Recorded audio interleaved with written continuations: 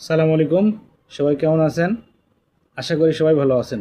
চলুন আজকে কিছু মূল্যবান কথা শুনি। শীত মৌসুমে গাছের পাতা এত বেশি ঝরে পড়ে যায় যে কোনো কোনো গাছে একটি পাতা অবশিষ্ট থাকে না।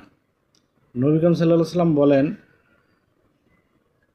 কোনো মুসলমান বান্দা যদি ইখলাসের সাথে 5 ওয়াক্ত নামাজ আদায় করে তাহলে তার গুনাহ সমূহ এইভাবে ঝরে পড়ে যায় যেমনিভাবে গাছের পাতা সমূহ ঝরে পড়ে গেছে।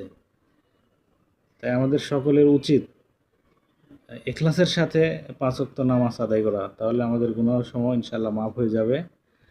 তবে এখানে একটা বিষয় লক্ষণীয় যে কোরআনের বিভিন্ন আয়াত এবং নবী করিম সাল্লাল্লাহু আলাইহি ওয়াসাল্লামের বিভিন্ন হাদিসের উপর ভিত্তি করে এবং বিভিন্ন উলামা একরামের মতামত অনুসারে নামাজ ইত্যাদি ইবাদত দ্বারা শুধুমাত্র সগীরা গুনাহ মাফ হয়, কবিরা গুনাহ তওবা ছাড়া মাফ হয় না। তাই আমাদের নামাজ শেষে বেশি বেশি তওবা করা, ইস্তেগফার করা উচিত, যাতে আমরা সগীরা গুনার পাশাপাশি কবিরা গুনাহ মাফ হয়ে যায়। তো সবাই ইনশাল্লাহ ইবাদত করব ইখলাসের সাথে। সবাই ভালো থাকবেন, দেখা হবে পরবর্তী কোনো ভিডিওতে। আল্লাহ হাফেজ।